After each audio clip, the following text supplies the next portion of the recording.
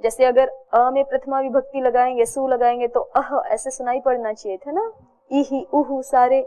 जैसे रामा का अंत शब्द है तो रामः, हरिः, गुरुः ऐसे होते हैं ना, वैसे यहाँ विसर्ग होना चाहिए था, क्यों नहीं हुआ? तो उसको कहा अतएव निपातत्वात्, इसलिए निपात होने से ही, चूंकि इनका निपातत्व है ना, अभी देखा हमने अ इ उ शब्दों का क्या है, निपातत्व है, अर्थात इनकी निपात संज्ञा है। तो इसलिए निपात होने से ही अर्थवत्वे च अनर्थवत्वे च, अब चाहे ये अर्थवान निपात हो चाहे अनर्थक निपात हो, उत्पन्नायाः विभक्तेः श्रवणं न भवति, उत्पन्न विभक्ति का श्रवण नहीं होता। निपात होने से उत्पन्न विभक्ति का श्रवण नहीं होगा, ये कैसे? इसको खोलिए। इन्होंने तो कह दिया कि चूंकि ये निपात है इसलिए इनसे उत्पन्न विभक्ति का श्रवण नहीं होता, माने सु आया तो था लेकिन सुनाई नहीं पड़ रहा। कैसे?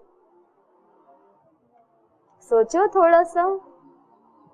निपात संज्ञा है तो अव्यत्व नहीं हो जाएगा क्या? सरादि निपातम अव्ययम, और अव्यत्व हो जाएगा तो अव्यया दाप सुपह, सुप का लुक हो गया। ठीक है, माने ये पद ही हैं, अ इ उ आदि क्या है, पद ही निर्दिष्ट किए आचार्य ने विभक्ति सहित। लेकिन फिर भी सु विभक्ति सुनाई क्यों नहीं पड़ रही?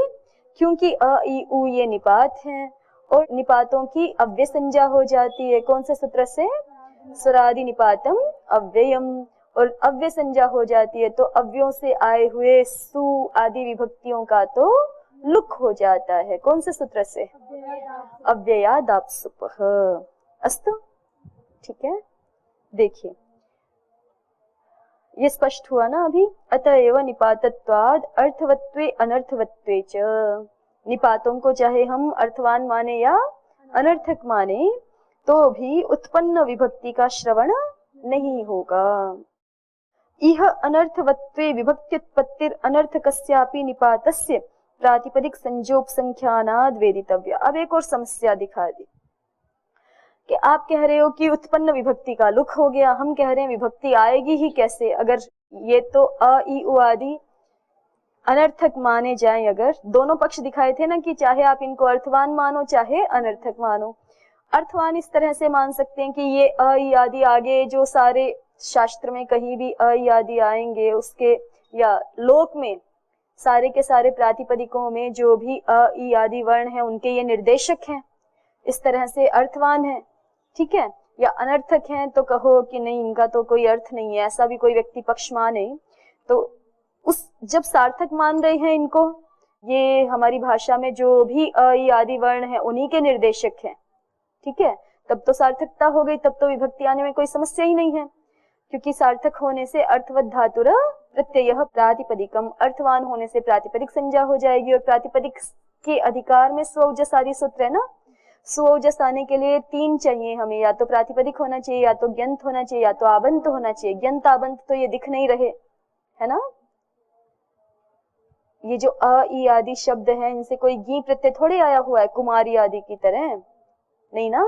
कुमारी नदी आदि शब्दों की तरह गीप गीन आदि दीर्घ इकार इनके अंत में नहीं सुनाई पड़ रहा ना, तो ये ग्यंत भी नहीं है। 4:1 खोलो, प्रथम सूत्र देखो क्या है, ज्ञाप प्रातिपदिकात, और दूसरा सूत्र क्या है, सुऔजस। तो सुऔजस का अर्थ क्या बनता है? ज्ञाप प्रातिपदिकात की अनुवृत्ति है आगे पूरे ही चतुर्थ पंचम अध्याय में, है ना, अधिकार है ये। तो इसलिए स्वौजस का अर्थ होता है कि ग्यंत से, आबंत से और प्रातिपदिक से सुऔजस आदि प्रत्यय हो जाते हैं। और हमें यहाँ क्या लेके आना है भाई, ई से आ है, इससे उत्तर सु आएगा तब तो ये संधि वाली बात तो हो गई है ना। अब एक दूसरी बात कही जा रही है क्या, कि ये अ इ उ आदि पद है, इसका पद होने का मतलब ये है कि अ से हम सु लेकर के आए, सुऔजस वाला सु, हम माने आचार्य, ई से सु लेकर आए हैं और उ से भी सु लेके आए हैं, और फिर आगे अंत में न पढ़ा है इत्संज्ञक। सो ये सु दिख क्यों नहीं रहा हमें? यहाँ पे तो ससजुषोरुः और खरवसानय और विसर्जनीय होकर के दिखना चाहिए था, है ना। तो कह रहे हैं कि इसका लुक हो गया है, सब जंग है।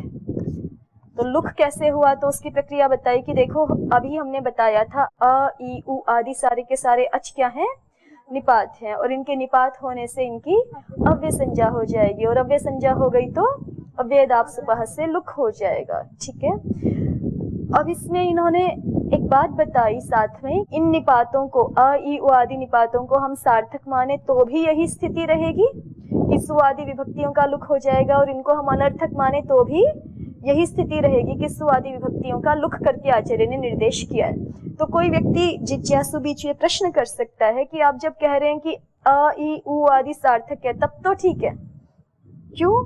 क्योंकि अ ई उ आदि सार्थक हैं तो अर्थवान होने से इनकी प्रातिपदिक संज्ञा हो जाएगी और सु विभक्ति आ जाएगी, क्योंकि सुअवजस सूत्र के अर्थ में एक अर्थ क्या भी है, प्रातिपदिक से सु आदि विभक्तियां आती हैं, यही अर्थ है ना। देखो ये तीनों के तीनों अ ई उ ये ग्यंत नहीं है, क्योंकि ग्यंत अर्थ, ग्यंत नाम किसका होता है, गीप 4:1 में ना, स्त्रियाम प्रकरण में, माने आपके गीप गीश और गीन ये 3 प्रत्यय पढ़े हुए हैं, और इनमें अंतिम वर्णों की इत संज्ञा होकर के और ग की भी इत संज्ञा होकर तीनों का ही क्या शेष रहता है, ई। और इधर देखें जरा तो इनका ये जो अंतिम वर्ण है यही इनको अलग कर रहा है ना इनके स्वरूप को, नहीं तो फिर ये क्या है, गी। ठीक है, तो गी अंत में होता है जिसके उसको क्या कहते हैं, ग्यंत, जैसे कुमारी गौरी आदि शब्द। तो यहाँ पे हमें गी अंत में तो कहीं नहीं दिख रहा ना आयु में। ठीक है, और ऐसे ही वहां दूसरा शब्द क्या है, आप, तो टाप डाप और चाप ये भी 4:1 के स्त्री प्रकरण के ही प्रत्यय हैं, टाप डाप और चाप।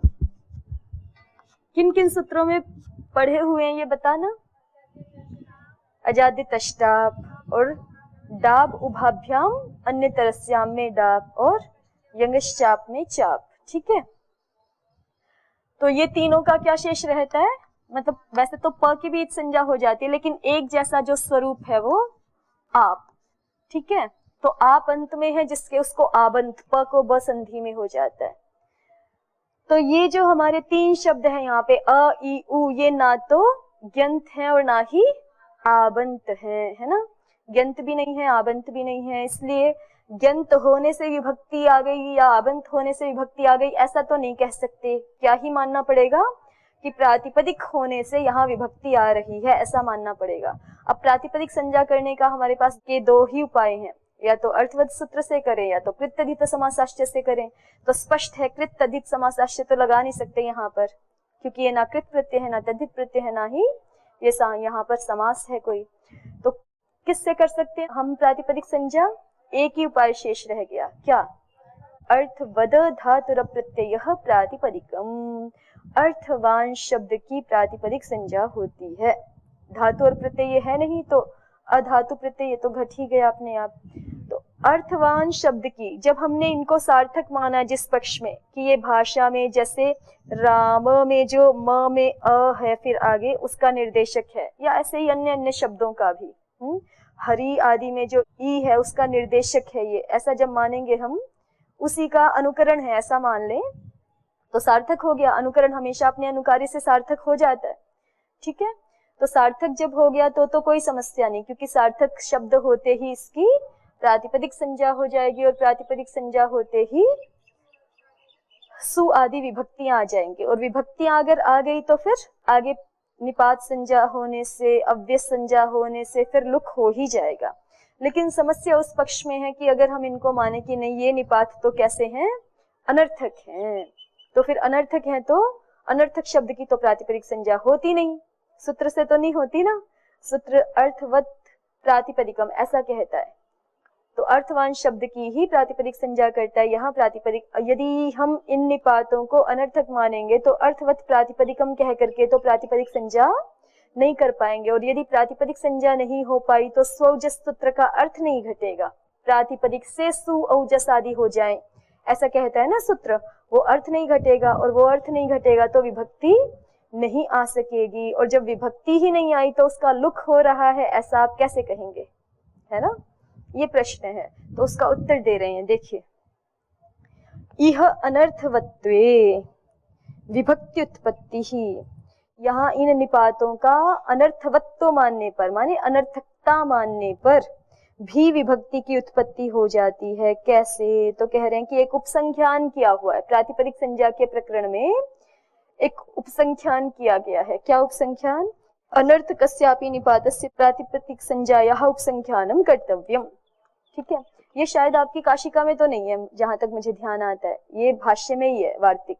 देखिए फिर भी खोल करके सूत्र, अर्थवत धातुर प्रत्यय प्रातिपदिकम, आपके काशिका में भी जो है ये वार्तिक दिया हुआ है। क्या? अनर्थकस उपसंख्यान किया हुआ है, अनर्थकस्यापि निपातस्य प्रातिपदिक संज्ञा वेदितव्या। भाष्य में है वार्तिक, उसी को उद्धृत कर रहे हैं कि अनर्थक, वहां क्या वाक्य पढ़ा हुआ है? अनर्थकस्यापि निपातस्य प्रातिपदिक संज्ञा वेदितव्या। ठीक है, तो इसी उपसंख्यान से कह रहे हैं, इसी उपसंख्यान से यहाँ पर चूंकि अनर्थक निपात की भी क्या करवा दी गई?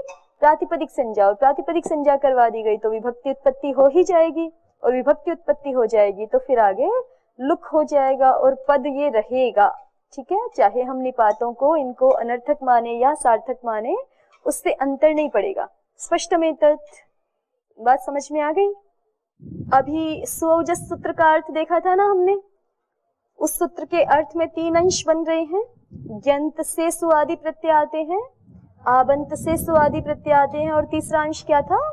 प्रातिपदिक से सुओजस आदि प्रत्यय आते हैं। ठीक है, ये तीसरा अंश है, प्रातिपदिक से सुओजस आते हैं। इसका मतलब सुओजस विभक्तियों को लाने के लिए पहले क्या करनी चाहिए हमें? किसी भी शब्द की अगर वो ग्यंत नहीं है, आबंत नहीं है, तो तीसरा विकल्प क्या है कि प्रातिपदिक संज्ञा तो होनी ही चाहिए, तभी सुओजस आदि आ सकते हैं। तो प्रातिपदिक संज्ञा होने के लिए क्या चाहिए? प्रातिपदिक संज्ञा होने के लिए हमारे पास 2 सूत्र हैं, है ना? अर्थवत धातुर प्रत्यय प्रातिपदिकम या कृतधित समासाश्च। अब ये जो अ ई उ है, ये ना तो कृदंत है, ना तो तद्धितांत है, ना ही समास है, तो वो वाला सूत्र तो विकल्प से हट गया। सूत्र कौन सा बचा हमारे पास? अर्थवद धातुर प्रत्यय प्रातिपदिकम की, हम इन शब्दों की अर्थवान होने से प्रातिपदिक संज्ञा कर सकते हैं, यदि ये अर्थवान है तो। ठीक है, लेकिन इन शब्दों के बारे में दोनों पक्ष हैं, अ ई उ आदि के बारे में, कि कुछ लोग कहते हैं कि ये तो सार्थक शब्द है, अर्थवान है। क्यों? क्योंकि ये जो भाषा में प्रचलित हमारे जितने भी शब्द हैं, उनमें जो अ ई उ आदि वर्ण आते हैं, उन्हीं के ये निर्देशक हैं, माने ये अनुकरण है उन्हीं के। ठीक है, उन्हीं को संकेतित कर रहे हैं, तो इसलिए, और अनुकरण हमेशा अपने अनुकार्य से अर्थवान हो जाता है। अनुकरण अपने अनुकार्य से अर्थवान हो जाता है, इस बात को समझते हैं? जैसे वहां पे रिल रिक पे अभी आगे उदाहरण दिखाएंगे कि बच्चे ने बोला लृतक, अब हमने भी बोला बालकः लृतक इति आह, तो हमारे लृतक शब्द का क्या अर्थ है? जो बच्चे ने लृतक शब्द बोला वो शब्द ही अर्थ है ना। बच्चे ने तो लृतक मान लो किसी व्यक्ति को देख के कहा है, ठीक है, तो बच्चे के बोले गए लृतक शब्द का तो वो व्यक्ति अर्थ है, लेकिन हमने जो बोला कि बालकः लृतक इति आह, ये बालक लृतक ऐसा बोल रहा है, तो हमारे लृतक शब्द का क्या अर्थ है? जो बालक ने लृतक शब्द बोला वही हमारे शब्द का अर्थ है। हमारे शब्द का अर्थ कोई व्यक्ति पदार्थ आदि नहीं है। तो हमने जो बोला लृतक शब्द वो है अनुकरण। किसका अनुकरण? जो बालक ने बोला। ठीक है, तो बालक ने जो बोला वो हो गया अनुकार्य, और हमने जो बोला वो हो गया अनुकरण। तो हमारा अनुकरण जो शब्द है वो अर्थवान है कि नहीं है? किससे? अनुकार्य रूप अर्थ से। ठीक है, अनुकार्य रूप शब्द कह लीजिए आप वहां पर प्रकृत प्रसंग में। तो ऐसे ही हम इन अ ई उ आदियों को अर्थवान भी दिखा सकते हैं। कैसे? रामः भागः त्यागः आदि शब्दों में जो भी अकार आ रहा है, उसी अकार का ये अकार अनुकरण है, तो अनुकरण अपने अनुकार्य अर्थ से अर्थवान हो जाएगा ना। सारे निपातों में ऐसा ही मान सकते हैं। तो जब ये अर्थवान हो गए तब तो इनकी प्रातिपदिक संज्ञा हो ही जाएगी, अर्थवत प्रातिपदिकम, और प्रातिपदिक संज्ञा हो जाएगी तो क्या हो जाएगा? सुओजस सूत्र से सुआदि विभक्तियां आ जाएंगी, और विभक्ति आ जाएगी फिर उसका, यहाँ पे चूंकि अ ई उ आदि शब्दों की हम अव्यय संज्ञा कर चुके हैं, इसलिए विभक्ति का लुक हो जाएगा। ये एक पक्ष तो ठीक हो गया। दूसरा पक्ष इन अ ई उ आदि शब्दों के संदर्भ में है कि ये अ ई उ आदि अनर्थक निपात हैं। क्या है?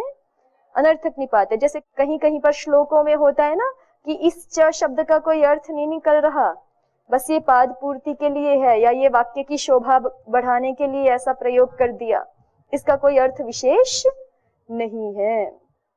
ठीक है, तो उस स्थिति में निपात अनर्थक भी हो जाते हैं।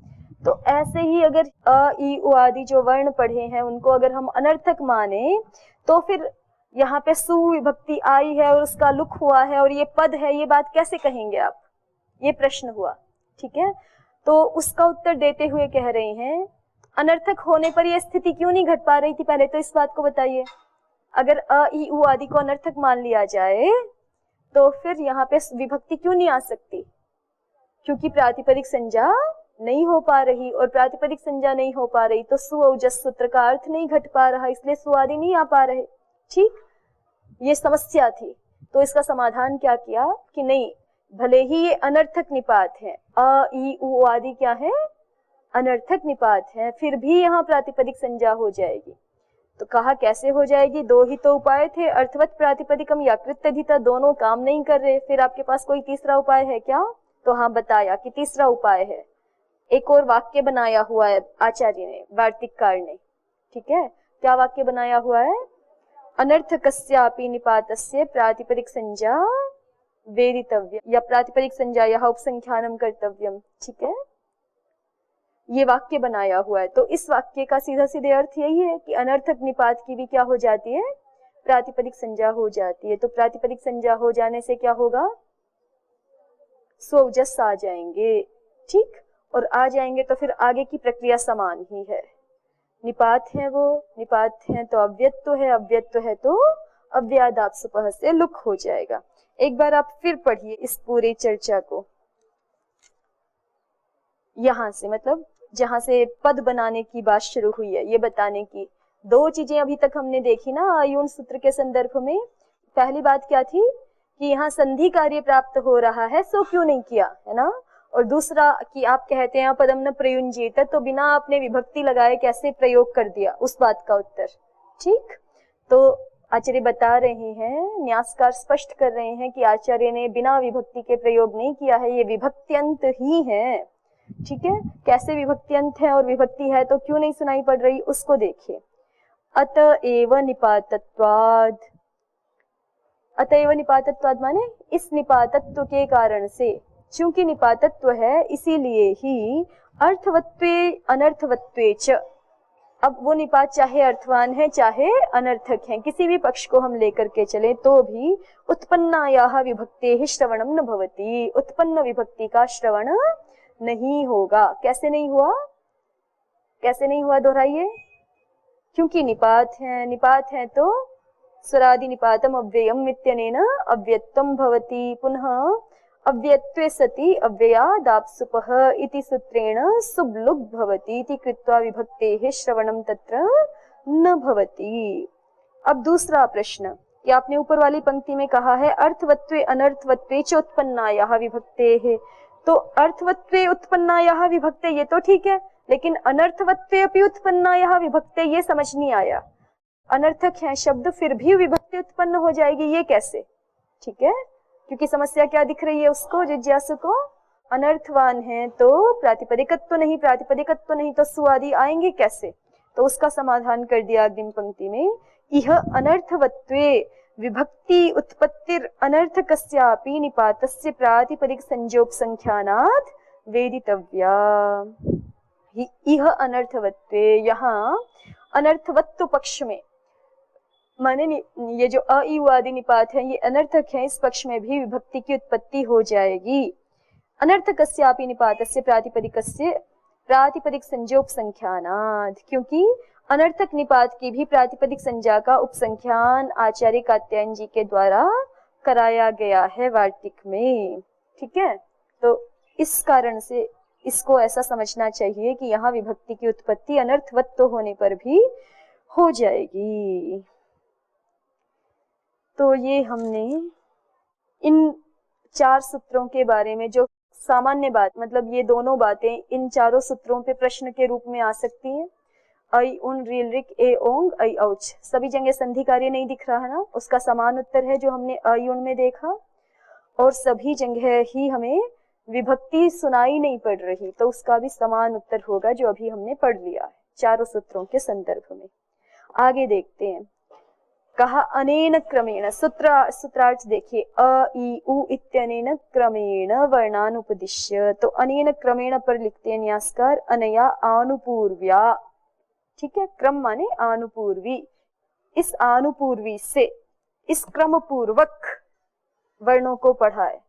क्रम बहुत यहाँ इंपॉर्टेंट है, ये तो हमें पता ही है ना, क्रम को इधर उधर नहीं कर सकते। जैसे वेदों में नियत आनुपूर्वी होती है, वैसे ही इन वर्णों को नियत आनुपूर्वी से आचार्य ने पढ़ दिया है कि आचार्य ने जो वर्ण जहां पढ़ दिया उसको हमें वहीं पर ही रखना है। अनेन क्रमेण पठति आचार्य।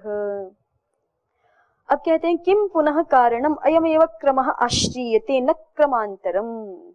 जिज्ञासु प्रश्न कर रहा है, क्या कारण है कि आप यही क्रम ले रहे हैं अ ई उ आदि वर्णों के पाठ में, अन्य कोई क्रमांतर क्यों नहीं ले लेते, अन्य कोई भिन्न क्रम का आश्रय क्यों नहीं लिया? तो कहते हैं तदुच्यते इह अणग्रहणेन त्रयाणामपि येषाम् अकारादीनां ग्रहणम् इष्यते। यहाँ अणग्रहण से हमें तीन का ग्रहण चाहिए। इह अणग्रहणेन त्रयाणामपि येषाम् अकारादीनां, तीन का किनका? अ ई उ का ग्रहण चाहिए। इण ग्रहणे तो अकारस्य ग्रहणम् निश्यते, और इण ग्रहण में हमें क्या नहीं चाहिए? इण ग्रहण में क्या नहीं चाहिए? अकार का ग्रहण नहीं चाहिए। उण ग्रहणे पुनर् अकार इकारयोर द्वयोरपि, उण ग्रहण में, उण ग्रहण छप गया है, ये उग ग्रहण ऐसा होना चाहिए था, क्योंकि उण तो है नहीं ना, उण प्रत्याहार तो है नहीं आपका, है क्या? उण प्रत्यय तो है, उणादेयो बहुलम का पहला ही प्रत्यय उण, लेकिन उण प्रत्याहार नहीं है, क्योंकि उण प्रत्याहार बनाने से कोई फायदा नहीं है ना। एक ही वर्ण का ग्रहण, एक ही वर्ण का जहां ग्रहण करना है तो वहां तो साक्षात विभक्ति लगा के पढ़ देंगे, ठीक है।